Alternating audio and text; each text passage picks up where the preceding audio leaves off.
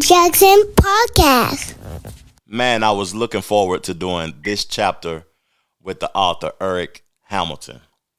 This is like one of those chapters that really stuck out to me because at times in my life, I have dealt with a lot of emotion that had made me do some crazy things and make crazy decisions. And this chapter is titled Emotional Overload. And I'm just excited to have Eric on the show, and I'm excited to have this conversation at this point in the book. How are you doing today, sir? How's it going? I am doing well. I'm on a very positive vibe right now. I'm in a very good, positive space. Absolutely looking forward to our conversation tonight. Looking forward to it. Me too, man. Me too. I'm looking forward to chapter 4 also. I'm already ahead of myself, but I got to embrace the present. And what this chapter brought to my attention is like how men react with emotion and how we're not prepared. And it shows that we're not prepared when we start reacting with emotions and things. Like, it's not even just a divorce. This was powerful to me, this chapter, because men in totality react with emotion. And I'm speaking specifically about men because we are men, but people in general, when you react with emotion, it's like you can make a decision that is not beneficial for you, and it can hinder you for some time, for more time than you want to deal with what you're dealing with emotionally. So emotional overload. Tell me why you titled it that before we get into the conversation, please. Thank you. Great setup.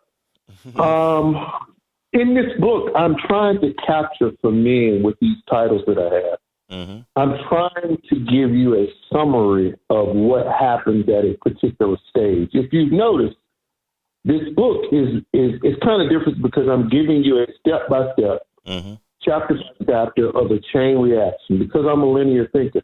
Mm-hmm. And I want guys to understand, what do I mean by emotional overload? Just like in a circuit breaker, right, in a home, if you get too much electricity or too much voltage going into a circuit breaker, what usually happens? It shuts everything down. It shuts everything down. Mm-hmm. And that's a good thing, because without that, your home could be exposed for all type of electrical fire. That's why we have circuit breakers in our homes. Well, the human body is sort of designed that way, but when you are faced with a divorce and once the reality comes to you of all the different things that you have to do, you are that circuit breaker because you're getting things hit at you in so many different ways, so many different paths. You are overloaded with emotions. You suffer from anger, hostility, rage, sadness, grief, all of the emotional terms that we use that a lot of people are surprised that men have a range. A lot of people, women, think that men have very shallow emotions. That's not true. But when you get to this particular point, we are overloaded with emotions. That's the first thing that you have to accept that what happens because you're a human being. Yeah.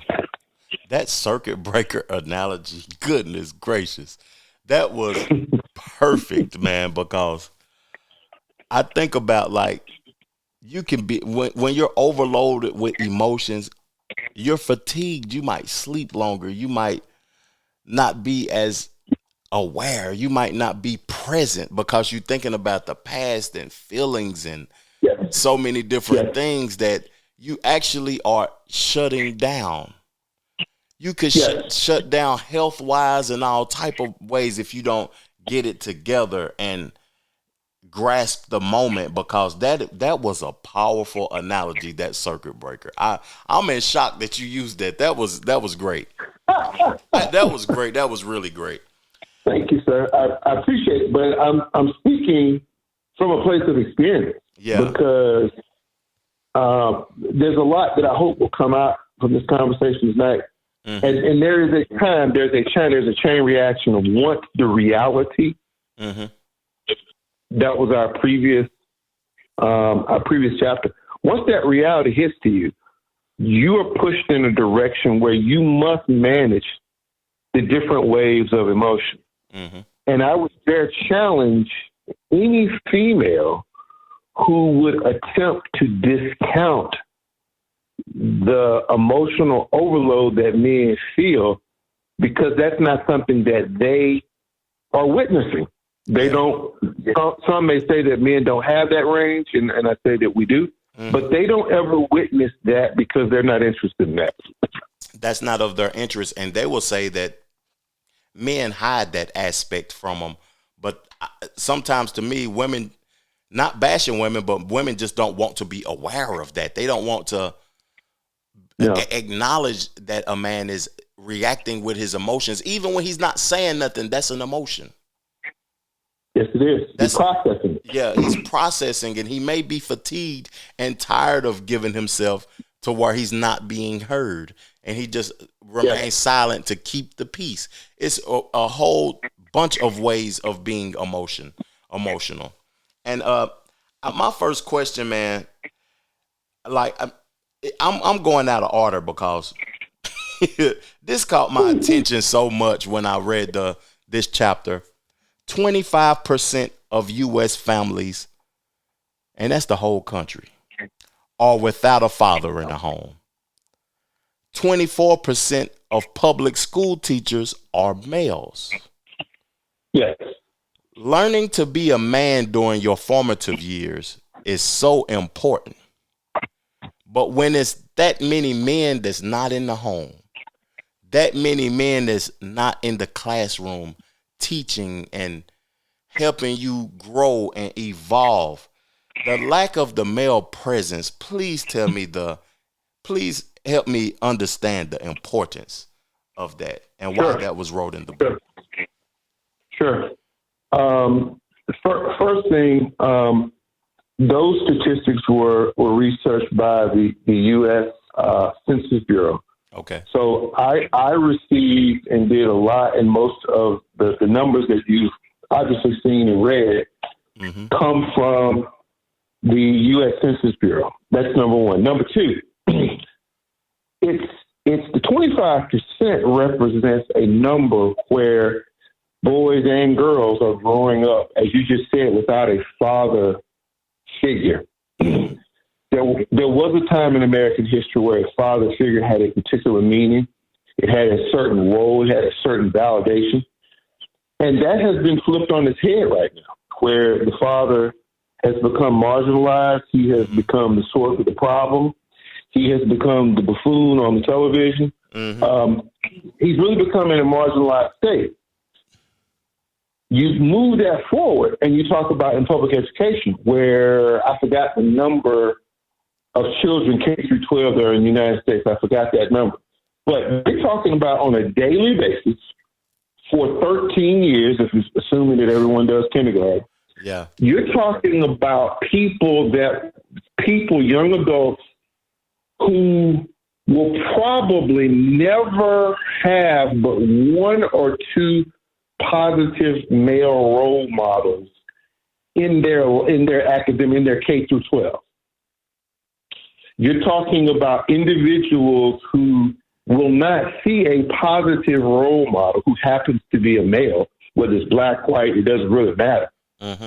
That's a large portion of our population that has never been exposed around a positive male.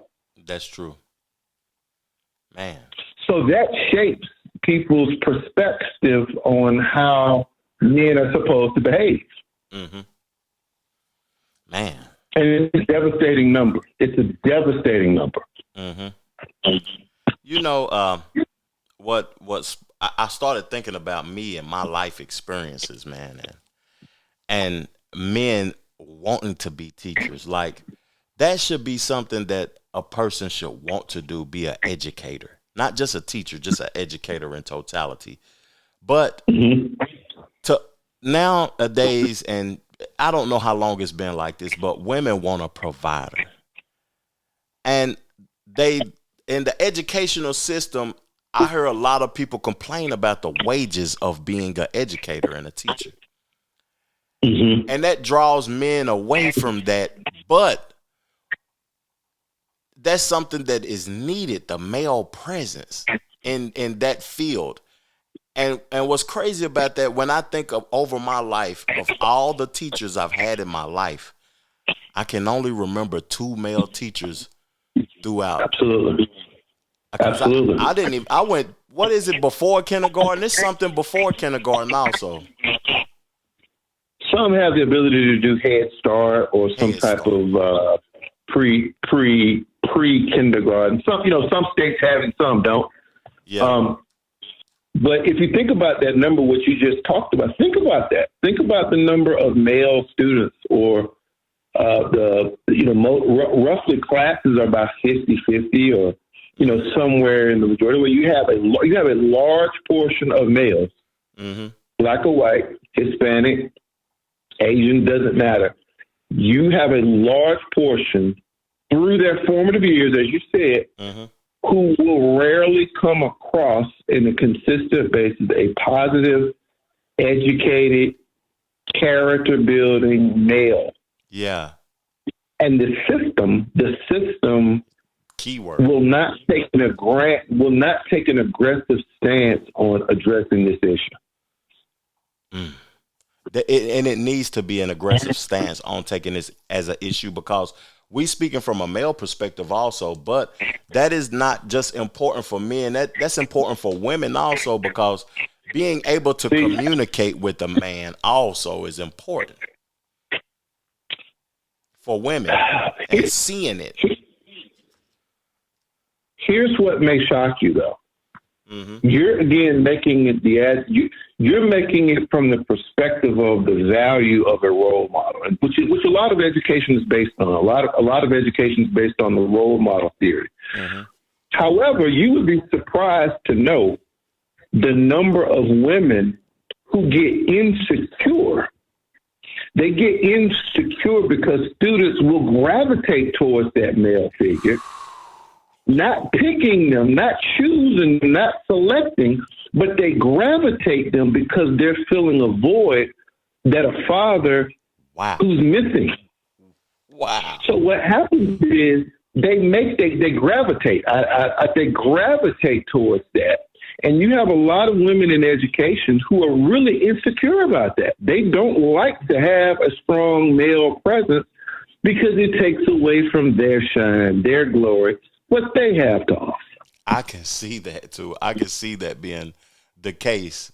And I don't like that. I don't like that, to be honest with you, because that's not fair.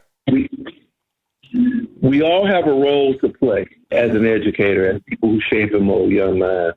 We all have a role in that. Mm-hmm. But I can attest to you, sir. I can attest to you, and probably maybe I hope some of our male teachers who are listening to this podcast, I hope that they can make comments about this phenomenon, which is absolutely disturbing, but it occurs. Yeah. We all bring something of equal quality to the environment when it comes to shaping and molding young people. But some of us get insecure about it. And that needs to be noted. I've started thinking about something as you continued on with the conversation. And the 2 male teachers that I do remember in my lifetime was the gym teacher and the art class teacher. Yes, sir. Why wasn't the male allowed to teach something more specific and prolific than gym and art? I'm speaking from high school experience, because all my teachers through elementary, middle school, and I went to a community college for a year. I didn't go for a whole year, but I went to a community college for a year, and all my teachers was females. But in high school, it was the art class and it was the gym class.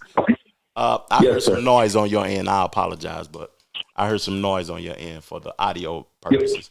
But that's just interesting, and you making me aware of some things, and I appreciate this conversation because those percentages are wild to me. I'll tell you very quickly. What they have always told me about what you just said. Mm-hmm. The usual standard line from educators. Well, we're looking for qualified people. We're looking for qualified men, but we can't find it. Mm-hmm. That's always the standard response. That shouldn't be the response because that's not true. That's definitely not true. And I wonder what they consider qualified. Like what you think that they are considering qualifications for the man to be able to be put in these roles. They're looking for men who don't have a masculine tone in what they do. I agree with that. I agree with that. And I'm not saying, I'm not talking about orientation. I'm just saying that they want very impressionable men. They want very compliant men. Yeah. That's what they prefer. Compliant, accepting of whatever he's told. Yes. Yeah. That was a good. That was a good question. Let's move along in the conversation because I could go on and on with that one. That's an eye opener for me. Compliant men, the percentage and the statistics and the lack of men in education and in the household. That was great, man. But the first thing in chapter 3 that caught my attention, the effects of social media and the behavior of both men and women when it comes to social media. Yes, sir. I think about that and the perception that people put on social media. They only show when they on the beach or the good times or when they out eating at a fancy dinner or when they on a date or something like that. It's just that, what do you think and what was you conveying in your book about the effects of social media on a divorce and on just a relationship in totality? Yes. What I'm noticing is that for some reason, social media has taken over what we would call common sense. Common sense is a terminology that may be a thing of the past, because what people do now is they go and they hear what other people are saying who look like them about particular topics, and then that validates them or doesn't invalidate. It reaffirms what they believe, or it causes people to say, well, I just need to keep looking. I need to keep looking. For so long, the conversation has been one way. It's been such a one-sided conversation where women have had the luxury of being able to communicate, be able to share, have that hive mentality, beehive mentality we talked about previous shows. Yeah. Women have had a luxury because they have always socialized this way. Men have never had a space to be able to share, to point out, to make observations. Now, because of the internet and because of social media, now men have started getting in that same platform, and they're starting to share, and they're starting to exchange ideas. And now that playing field is starting. It's still, we're many years behind, but social media is actually bringing men to a point where they're conversating about things that they've never talked about. That's true. A lot of men, they don't want to converse with other men about their relationships in the specific aspect, being specific with their relationship. But I think that the conversation is needed because, if you never have the conversation with another male about his experiences, you share your experiences. You may not have to get specific, but it is a learning experience that I think is needed because women do it, and they have been doing it for probably before I was born. And I grew up in a household with all women, no men, my grandmother, my sister, and my mother. Yeah. And I can hear those conversations. They may have been 3 people that was 20 years apart or 30 years apart, each one of them, but they still would converse with each other about things that men wouldn't dare converse about. And that's just wouldn't do it. Yeah. social media is now, I think we still have many years behind, but social media is making a move now. Mm-hmm. Mm-hmm. Yeah. You know, I recently deleted. Would you consider YouTube social media? I would. Yeah, I would. Okay. Because people leave comments. They leave comments. And when they leave those comments, which I welcome the listeners to do, it causes people to comment on those. It causes people to reflect, thumbs up, thumbs down, leave comments. And that's how a lot of people are learning because people are looking for validation. Yeah. They're looking for validation. That's what they're really, truly looking for. They're looking for validation that people are having the same experiences as them and their perspective is understood. Even if a person doesn't comment, people watch videos and look in the comment section for the validation. I do that. Yes, I'm guilty of that. I can't even lie. We're all guilty of that. Yeah, we are. I would consider it social media also. I have been looking at YouTube as like it's television for some reason, but the way you broke it down, of it is. Yeah, with the likes and the subscription. I can't do the likes and the comments and all of that. I can't do that on Fox News. I can't do that on CNN or ESPN. No, I can just watch without giving a perspective and reading comments and stuff. But that's interesting, the effects that social media has on the behavior. I feel like social media empowers women, and I don't know if I'm using this right word, demasculinize men. It has that effect. Yes, it does. If you let it. Yeah. If you let it. You have to allow it to do that. Yes, you do. So help me understand this. I think I got a clue about it. But the tug of war between logic and emotions. Help me understand it. But I can give a perspective, but I would rather hear you first. It is my premise that men operate, generally speaking, men operate off of a mentality that's looking to put things in an order, that's trying to do 1, 2, 3, 4, 5, not skip a step in order to get an outcome. Yeah. I put that tug of war because what happens is, because you're in an emotional state, you're going to struggle as a man. I don't care what see, a lot of guys think, I've heard some other people talk about this, some other guys talk about this. They say, well, I'm going to let my lawyer handle that. I hear that often, right? I'm just going to let my lawyer handle that.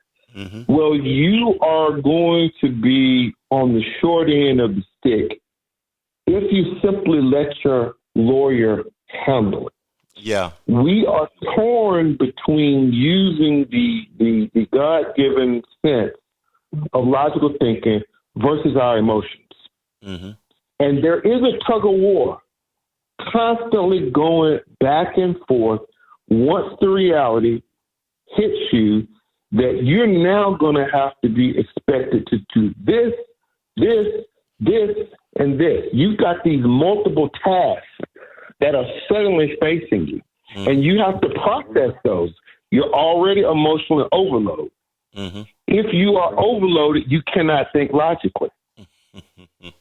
So it's a tug of war back and forth on simple decisions. Yeah. Where you're going to find a place to live, who's going to be your lawyer, how do you talk to your child, how do you talk to the person who's creating this. There's a tug of war that's back and forth between your logical mind and your emotional heart. And a lot of guys make bad decisions during that phase. I'm telling guys to accept what it is, to accept that it's going to be a tug of war, and tend towards making your decisions less on emotion and more on common sense and some type of reason. And that takes a process to do. Wow. That's powerful. Because to me, when you spoke about people make a lot of bad decisions. I'm Yes. thinking Yeah. from what you spoke about during a divorce and as a divorce, but I'm thinking of even in a current relationship, it's a tug of war. It's a tug of war. It's a tug of war. Because if a man is alone, he's going to think more logically alone. When he's completely alone, he's going to think about every decision Yes. he make. If I spend too much money, if I don't work out, Yes.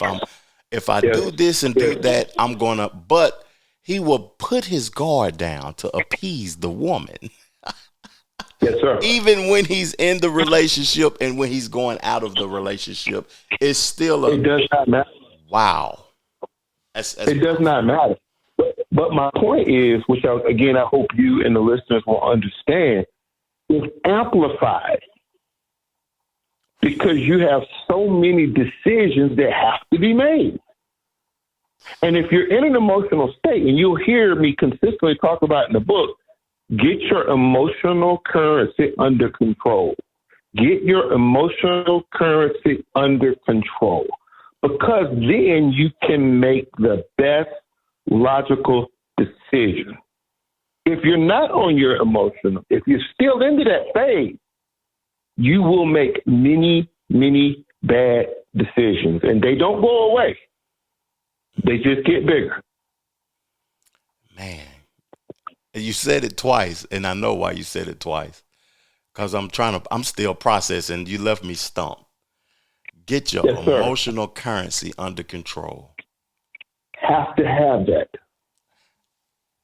Like, And it's okay if you have that breakdown. It's okay. It's okay. It's absolutely okay. You do what you have to do to get that back in control. after you said that, I gotta look at the definition of emotions. Because Yes, sir. a natural instinctive state of mind derived from one's circumstances, mood, or relationship with others. She Yes, was sir. attempting to control her emotions.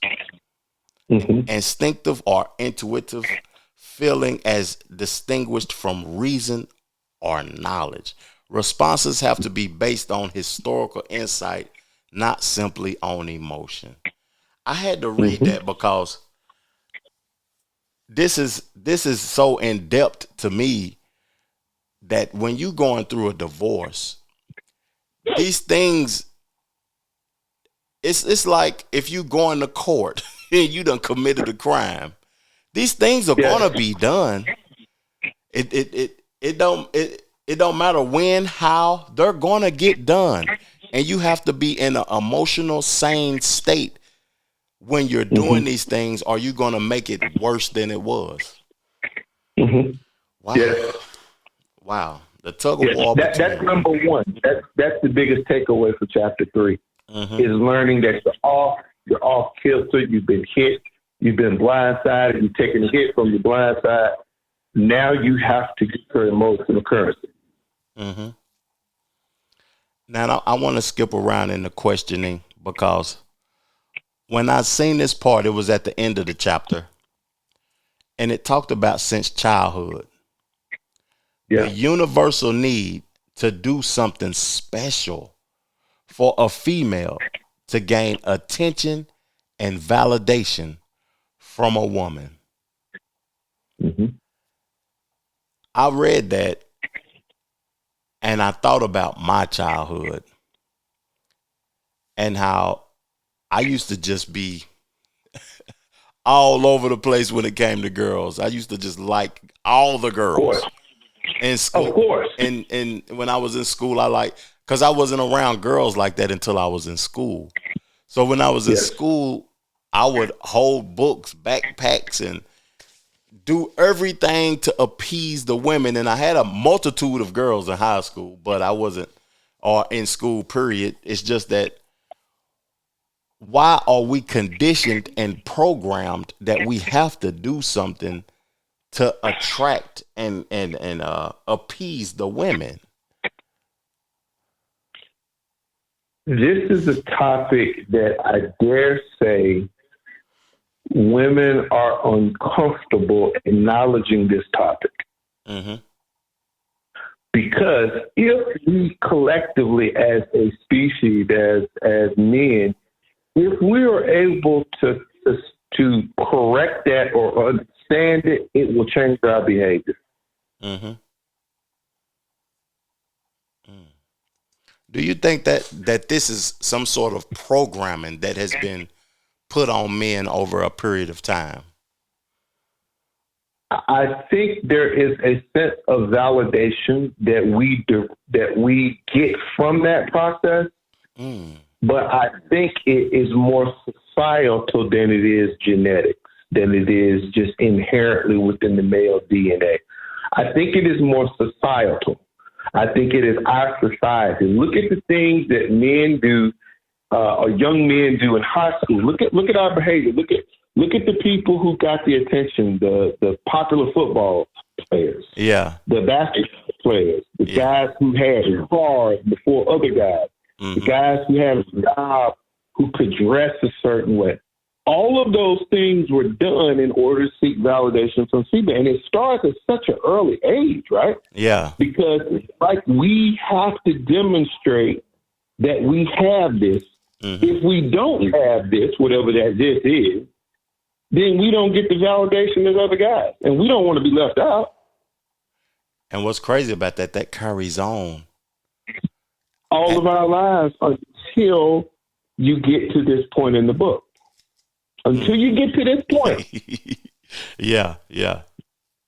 I like that because when you get to this point, you realize, and something that I realize is that if you focus on you,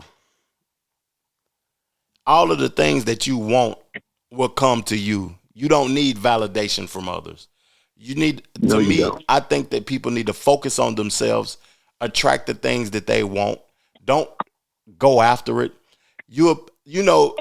I've listened to a lot of people talk about how once they stopped focusing and lusting and spending time thinking about women, they started to become successful because they was using their time looking at girls, trying to flirt with girls, trying to get validation from women that didn't benefit them in the long run in their life. We have entire economies that's based off of this. We have a whole economy. Look at the automobile industry. Look at the ring industry. It's all based off of that perspective. Wow.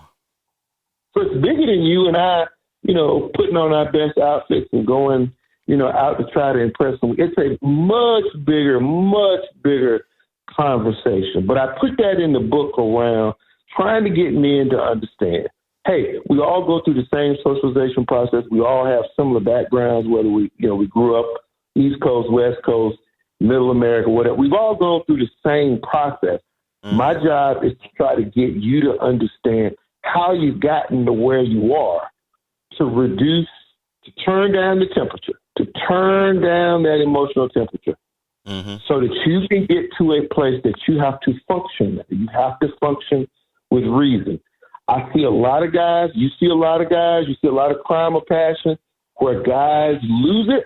Yeah. And they never recover it. Because they done gave their all. They done gave their they gave more energy than she deserved into focusing on her happiness. They done lost their health, finances, all type of stuff, and now she want to go. They've lost themselves. Yeah. They lost themselves, lost their own identity. And it's easy to do that when I think about this now. Because it becomes an investment, a relationship. If you stop investing in yourself, it becomes an investment when you invest in her. And it becomes a point like, when I was younger, this makes me think about this. And I'm not in this state in my life now, and I haven't been in over a decade. But it was one point in time where I loved my girlfriend and my family members more than I loved myself. And I think about the pain that caused me, not putting myself first, and the healing process that it took for me to get back to being who I was and knowing what I liked and knowing what I wanted to do in life, because I would go to events that somebody else wanted to go to that was totally not of my interest, just to appease them, to be in their presence, because I loved them so much. And then when that person walked out my life or whatever, I had to find out who I was, and I was a totally different person than who I had been, how I had been reacting, the things that I've been participating in was clearly nothing that I even cared about. And that is you can easily lose yourself trying to appease other people. And I appreciate this conversation, man, and this book also. Thank you. I appreciate that, because I know the struggle that men have. I know this struggle. I've noted this struggle. So, again, all of these things fall into that emotional overload. You're going through all these things at one time. Mm-hmm. Now, let's move along in the conversation, because this is a intriguing question also, that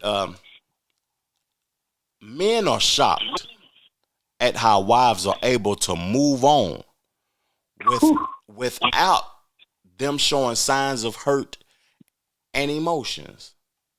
Yeah. Why is that? Because I got a clue of why that is, though, but right. I kind of expect that from some of the things we've been talking about. So I learned that phenomenon, and I thought it was just me. I thought it was me that was just shocked. I thought it was something that I did that put me in a category to receive that kind of treatment. It's twofold in that. The beauty of this book is the idea, and we've talked about this before. The premise of this book, if we go back to our previous shows, you'll understand the premise of the book is really simple. We're trying to get men to gather in one spot, the podcast, right? And we're trying to say, hey, your experience is not too much more different than my experience. You might have a job making over $400,000 a year. I might have a job making over $50,000 a year. But we were treated the same way in this process. Yeah. What happens is, number two, because women plan so far ahead, any emotion, and I know there will be women who will say, oh, that's not true. I was devastated. I was heartbroken. I'm certain that those experiences happen. But men are really shocked at the lack of empathy, sympathy to break up a family, and how cold that part of a breakup is. Because typically she has known about a year before you get the news. So whatever emotional sadness, and I would suggest that there has to be some, I don't know the percentage, they've been carrying that for a year. They have seen you in and out of life. They have done everything as a married couple, knowing that they're going to get a divorce. So by the time you get it raw, you get it up front, and you're looking like, well, how? We just celebrated our anniversary last year. We just did. How is this possible? And it shocks me. It shocks me to their core. And that's what sends men over to that. It sends men over into an angle where it affects their mental health. Yeah. Because you say, how is that possible? Well, I'm trying to give you an explanation. She has planned years before you know it. She started the process, and when she tell you, you are just starting the process. You are just starting the process. That's exactly right. And that is devastating. But my thought process about this is that it has to be signs in some sort of way. But by you just starting the process, you ain't aware of the signs that she been showing to 4 months after you started the process. You're like, oh, so that's what that meant. That's what she was doing. Exactly right. Oh, okay. That's Now exactly I right. get it. Because you just you realize that she was in the process for a year or two, but you don't know at that moment because you're not aware. But after the process start, you'll see that she been 6 months ago when she was acting like this. She was preparing for this the whole time. She was preparing for it, and her girlfriend, she has gone to them. She has seek counsel to them. They have shared about this process. They give them advice on how to actually tell you. They actually will tell you, this is how you need to do it. Mm-hmm. So they get counsel on this. And by the time, you sitting at home watching the game, or you're outside working on the car, or you're doing something, and you get that conversation, right? You get that conversation, and you know that conversation. Mm-hmm. You are blindsided. But what I can tell you, though, regardless of that blindside, regardless of how it was done, you do have the ability to emotionally rebuild. You do have the ability to pick up the pieces and move forward with your head up high like a man. You do have that potential, regardless of how the pain feels, because it's not just you.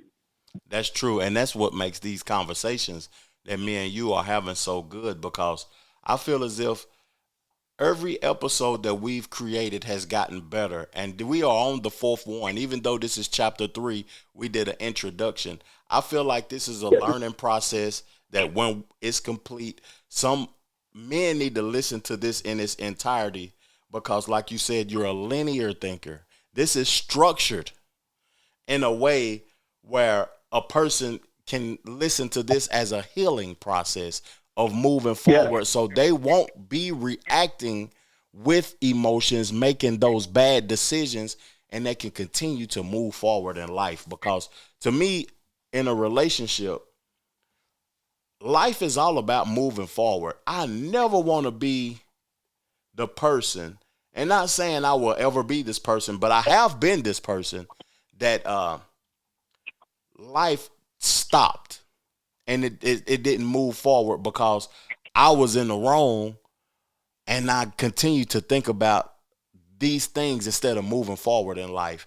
I wouldn't want that for nobody, and I would want somebody to listen to this and learn the healing process and all of that, because life is about moving forward, and you shouldn't put yourself in a position to have to be held back in life, man, over a relationship or an action or a reaction of something that you've done or dealt with throughout a relationship.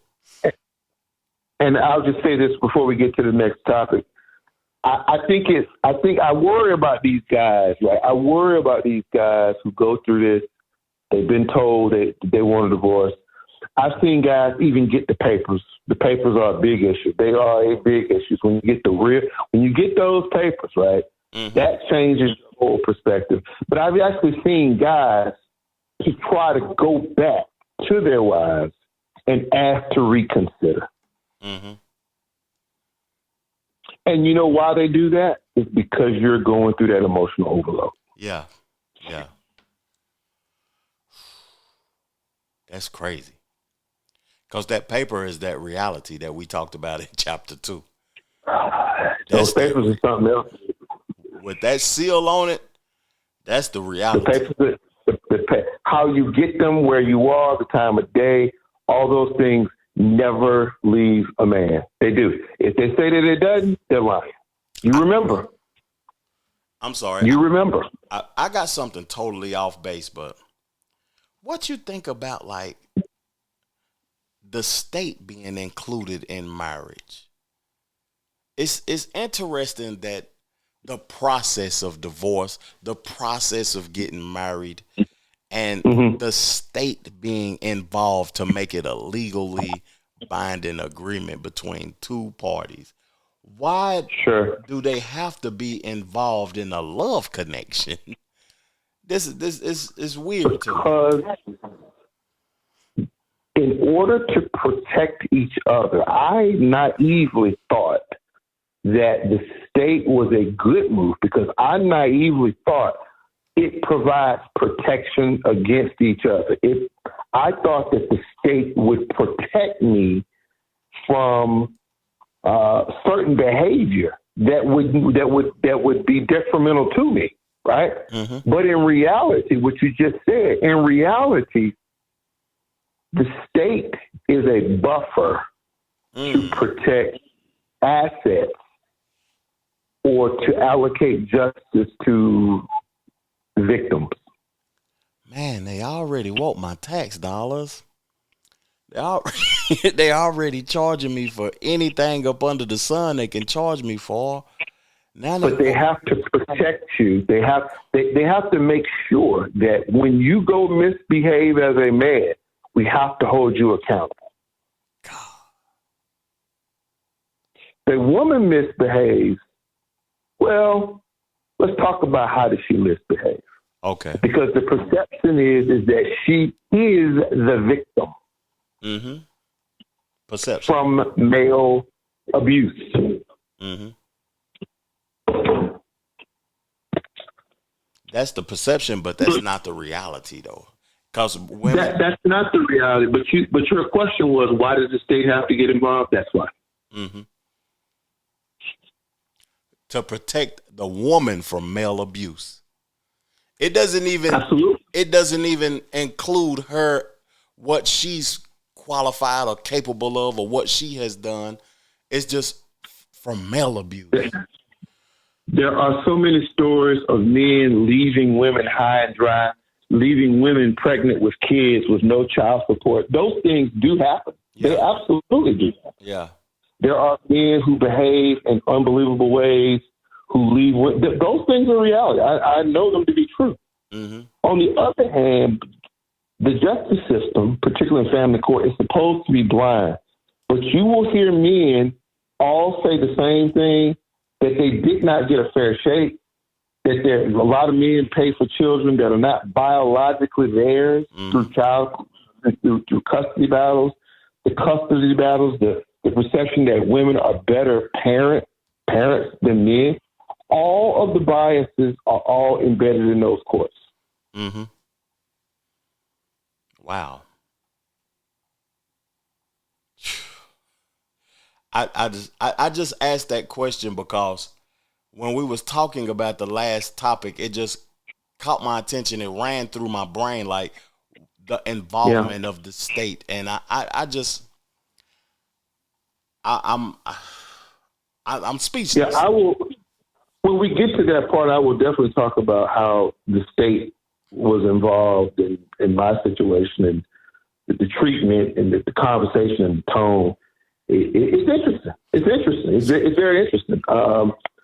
Women will probably disagree, and they'll say, "Oh, well, what about the guy who did?" You're absolutely right. I think justice should go both ways. I definitely do. So we get to that point in this book also, because we just on chapter 3. We get to the involvement of the legalities and everything in the book also. Yeah. Okay. Yeah. Okay. Yeah. We get to the playbook. The playbook is chapter 5. Okay. And the playbook is what's the origins of this entire book. The playbook. There is a playbook. Okay. That men, particularly men of means, need to know how the playbook works. They have to know that. Let's leave it alone and move along then, because I'm excited. Yes, I'm really excited for chapter 5 and 4 also. I think this book, for some reason, to me, the book is getting better chapter by chapter. It's getting better as it goes along. I appreciate that. I put a lot of work in it. But I have 2 more questions, and the last question I want to ask is about the interviewing process with the guys and the people that you converse with, about the conversations that they had during divorce and the importance of it. But before I get to that, I want to talk about making good decisions during chaos. Yeah. Yeah. In a divorce. But when I think about this book is speaking specifically about divorce, but these are life lessons that can be applied in all aspects of life. But talk to me about it from the divorce aspect, about making good decisions during chaotic times. Regardless of your level of education, how much money you have, those things are buffers. Those things are just things to help make a man feel like he's got a shot. Yeah. You are going to be tested on your decision-making skill on every aspect of your life. To what you talk about at work, who you talk about at work, your work performance, your relationship with a child, your relationship with siblings, your relationships with in-laws, everything that you do, your decision-making is going to be tested. So therefore, if you're operating out of an emotional place, I can guarantee you're going to make the wrong decision. And I guarantee you that wrong decision will be documented and it will be exposed in your court proceedings. I guarantee that's going to happen. So since that's going to happen, that's part of the playbook. Yeah. You are going to have to find a way to make good decisions in the middle of chaos.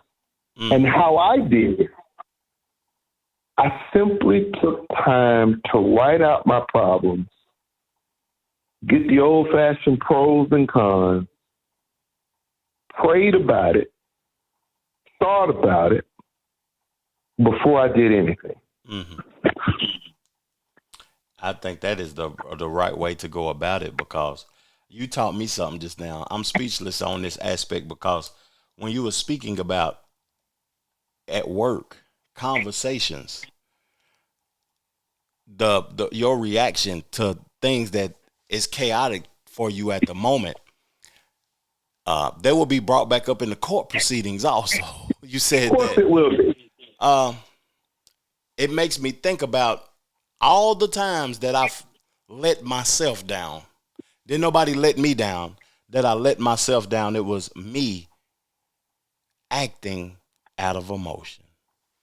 I ain't even got nothing else to say about that. You killed it with that one. Just to be honest with you, making good decisions during chaos. That was the perfect way to describe that. And I'm going to have to rewind that to listen to that again, because I learned something about myself. And I think that people listening to that will help people evolve their life in totality, not just during a divorce, even though that's what we specifically talking about. But yes, sir. That was a great answer. I appreciate that, Eric. Sure. Now that last question. Okay, and closing the last question about the interviewing the people to have the conversation, the importance of the conversations, and like, what was that like though? Because you've talked about it multiple times on the show about how everybody's experiences is similar no matter what. But talk to me just about interviewing, the importance of those conversations to the book. So when you're doing an interview, basically I have about 7 questions I ask. I get their responses. I code their responses in certain categories: emotional hurt, emotional pain, judge, bias. I had certain categories. So then all I had to do is simply, once I put out on different social media platforms, different sites, hey, I'm writing a book. I'd like to talk to men. As you see in the book, I had a parameter of who could qualify, who could participate. All of those were the things that I learned from my doctoral studies, right? Mm-hmm. So all I did was I put all of those things and then simply got emails, got contact numbers. Hey, when's a good time to talk? Just like you're interviewing me, had a chance to talk, recorded them, and I documented them. Mm-hmm. And I was able to again make that critical point that it's not about you. You may have done some things to contribute to a divorce, but I can assure you that your treatment is going to be the same, regardless of your money, regardless of your economic income, your expenses, your state in life. this is what men collectively say. This is what they have experienced. And my job is to write about it so that men behind me will be able to be prepared if and when, which I hope they don't, but if and when that day comes, they will be prepared. Yeah. Man. Thank you for your time, Eric. Hey, I appreciate it. Thank you for your time. I highly appreciate you. I'm looking forward to chapter 4 and 5. And I'm excited. And I'm excited about some other writings that you've talked to me about also. Yes, sir. Yes, sir. Yes, sir. I look forward to another conversation. Thank you. I appreciate you, Eric. Thank you.